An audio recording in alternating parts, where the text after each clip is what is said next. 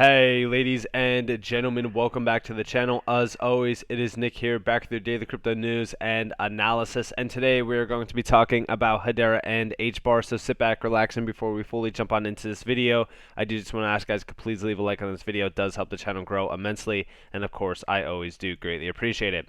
Now, today we're going to be talking about a lot of things within Hedera, but more so, we're going to be focused on one major area, and that is institutional investors. So, when we're talking about DeFi and a lot of the categories within crypto, DeFi is probably one of the most interesting subjects because, this is an area where institutional and even enterprise grade clients are moving in on this market specifically. They are targeting this area of crypto because decentralized finance is going to be extremely huge, but also we know that this needs bridges. There needs to be bridges built for DeFi. We know that Hedera is actually already partnered with Alliance Block, which Alliance Block is trying to bridge traditional finance with DeFi. But there's a lot of things happening within the DeFi sector for Hedera, but also I really do want to talk to you guys more so about the exciting things from the DeFi area that is going to be beneficial, not just for institutional demand, but for us as well. So let's just dive in and let's talk about this. So first off, we do see here the minutes from the February 2022 Hedera Governing Council meeting state that implementing a permissionless reward staking model on the Hedera network has been approved by the members of the Hedera Governing Council. And we actually see that from this. This goes back to February 9th, by the way, so shout out to Barbarian for this, but we do see after being moved and seconded, the council approved implementing a permissionless reward staking model on the Hedera network.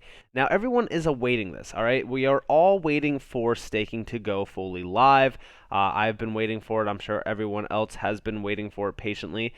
Staking has been something that's been on the roadmap for a very, very long time. Here's Q2 of 2022. They are working towards it. As you guys do see the check marks, they will continue to add up as we do move further and further into, of course, staking. Now, we know that there's third-party staking, that's coming to Hedera. That's also going to be beneficial. But I'm actually excited for this because I think that this is going to reward those participants greatly, and it is definitely going to add for a lot of user demand on, of course, the Hedera network. Now, all while this is in discussion, and don't get me wrong, I love staking and things like that, I am also focused on the many use cases within Hedera that is focused on decentralized finance. I'm actually very excited to watch a lot of the stuff unfold that they are working on, but more so, I'm definitely watching DeFi closely because we actually even see here from 8 hours ago, DeFi to reach mass adoption via institutional participation, decentralized exchange founder says, or Dex says, sorry. And honestly, when we are talking about this, there's a lot of problems within here. I mean, this is scalability, liquidity, and gas issues. Now, with all of this in mind, what does that tell you? I mean, think about that logically right now. We are talking about Hedera, okay? And we're talking more so about scalability, liquidity, and gas being a major problem for, of course, DeFi. So why do you believe, or I shouldn't say you, but why do I believe that Hedera is going to be extremely huge for, of course, the DeFi industry? Well, it's because we're already solving nearly all of these problems. And I shouldn't say nearly, I should say all of them technically, because we are killing it right now. We do see here, it still has a lot of problems to solve before being able to serve billions of users. Scalability, miner extractable value, and gas costs will become more and more important to improve over time. This is also why, I just want you guys to all understand, this is also why that, Vitalik Buterin said that, Ethereum is not yet ready for the mass demand that DeFi will need. Again, this is also why I talk to you guys a lot about Hedera on a day-to-day basis, because we are seeing a lot of institutions moving in on DeFi because they see where DeFi is headed. They also see that this has a ton of potential to really offer their clients and things like that. But there's a lot of things within this area that still need some tweaks, more so regulations and things like that. Permission DeFi certainly allows traditional institutions to be much more comfortable in participating in the ecosystem. It will play an important role in fostering global mainstream adoption as well. And, right now we are seeing a lot of adoption happening for crypto, but DeFi is something that I'm very excited for. We're seeing, Web3 as well. Like we even see here, gas-free transactions will revolutionize Web3. This is also, again, why we are focused on these networks that are extremely affordable because they open the doors for so many opportunities. I mean, honestly, Hedera is allowing crypto to have limitless possibilities.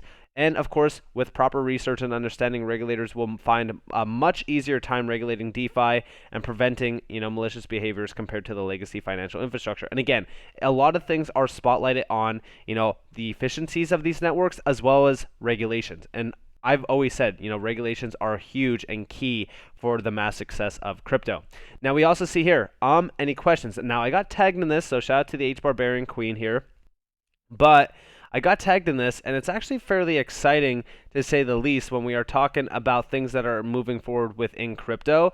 More so, we're talking about these major, companies moving in on crypto technology. For an example, here we have Jody Trantham here. This is the Hbar logo, if you will, but it is also other things which we've discussed in the past with the Elon Musk stuff. And here's ExxonMobil, right? So execution advisor at ExxonMobil, and we've seen a few connections here. Check out his interest. Now we do see, Swirlds, Hedera as well, Hbar Foundation, Hashpack. I mean, this is something pretty interesting, and I'm pretty sure I want to say, I mean, like when we're talking about everything that is happening within this market, this kind of brings me back to things happening with sustainability. And I just talked to you guys yesterday about this massive platform, this timeless BV platform, which is powered by the groundbreaking technology called Hedera, which uses the latest generation of DLT. I mean, this is all talking about net zero, really kind of focusing on a lot of these areas as well. I would not be surprised if ExxonMobil moved in on Hedera, similar to the Shell with EWT, and there's also other companies like that as well. But we do see, wasn't the income in 5K transactions per second case on testnet described as the opposite of Dovu? Don't get much more opposites than ExxonMobil and Dovu Official. And yeah, I mean, this could be very interesting. These companies also have been moving in on crypto for a very long time. I mean, this goes back 3 years ago. ExxonMobil, Chevron, and 5 others from Global Oil and Gas Blockchain Consortium. They were moving in to really kind of explore the possibilities of blockchain technology in general. And I honestly believe that when we're talking about a lot of these companies, I think that we're going to see a lot more, moving in on some exciting blockchain technologies to really kind of achieve major use cases, but not only blockchain, right? Because we also have to realize that, Hedera is not blockchain technology. But we do see here, they included BP, Shell, and Total, as well as industry giants Chevron, Equinor, and Reliance Industries. Now, a lot of these, like I said, the Shell is already working with Energy Web Token. Not too sure on the other ones, but we do know that there is a lot of companies already working with, crypto technology already. Now, the use cases that come from this are a few things. Like, first off, here is the Shell with Energy Web Token, right? So we do see blockchain can make it possible to track low carbon energy and certificates from the origin through every stage and transaction. Now, what does this sound like? Track and trace on Hedera has been a big selling point. But we also see, as well as being a source of trust, blockchain has the potential to transform the way parties across a value chain interact, making new collaborations possible. Now, again, this is all talking about, renewable energy generating, assets. They are joining the energy system, and, blockchain is one of the digital technologies which can bring more direct engagement between the energy producer and consumer. Blockchain could enable individuals, companies, and even smart devices such as solar panels and battery systems to interact and transact directly. Now, with this in mind, right, I want you to all realize that there's a lot of potential within this area. Like we even see, Shell is exploring the potential for using blockchain to encourage wider adoption of sustainable fuels for the transport sector. They're verifying that hydrogen comes from sustainable sources, exploring blockchain as a way to ensure the validity of carbon credit programs by tracking the progress and effectiveness of nature-based solutions for carbon capture or avoided emissions. Blockchain could identify and avoid double counting of carbon credits and help them to maintain the quality of reforestation or conservation projects as well. Now, all of this in mind, they are trying to get to low carbon. I mean, low carbon is the big key with a lot of these, use cases.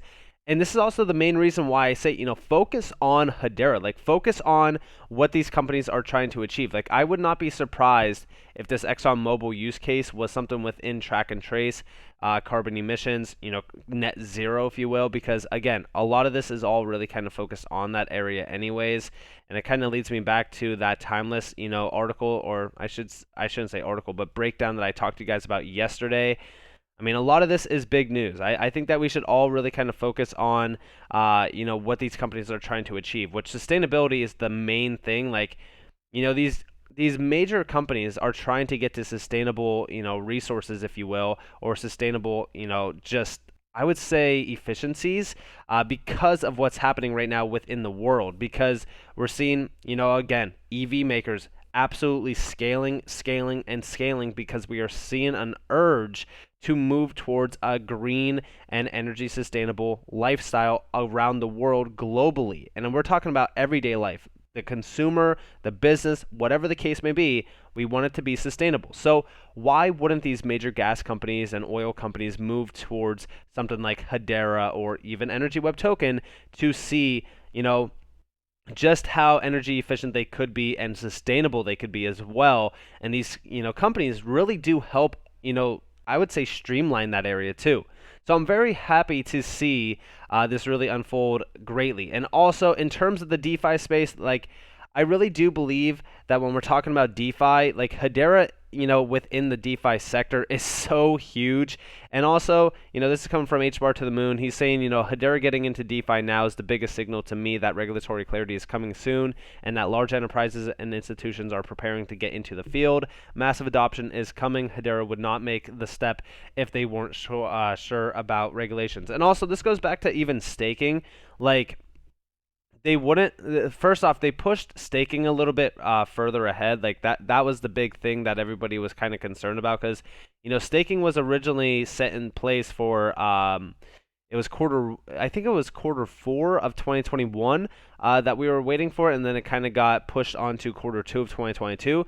And again, going back to this regulatory clarity and things like that, I believe that the main reason why that got pushed ahead was because of them talking and meeting with the SEC, because we did see, staking was a big problem, especially even with Coinbase.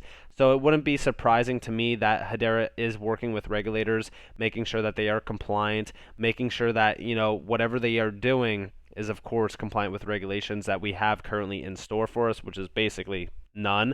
But I do think that regulations are coming to the space at a very, very fast pace that people are not expecting. And I do think that that streamlined process from like Ripple and also even the library case, I think all of that is really kind of, setting the stage for what is going to be happening to, crypto very, very soon, which is, of course, again, regulatory clarity. And once that does happen, DeFi is going to be set to explode, and these DeFi tokens, and like I said, Hedera getting into DeFi is very good for us because these DeFi tokens and the DeFi market itself is going to be set for explosion at that point because institutions and enterprise grade clients are going to move in on this area at a massive rate. And I'm telling you guys right now, regulatory clarity is definitely going to be the spark that ignites the flame, and I'm going to be here for it. So with that being said, I hope that you guys enjoyed this video. If you guys did, definitely leave a like, subscribe, turn notifications on if you guys want more free content. You guys are more than welcome to follow me on Twitter and join the free Discord down in the description below. As always, I hope that you all have a beautiful day or a beautiful night wherever you guys are in this beautiful world. This has been Nick. Peace out, guys.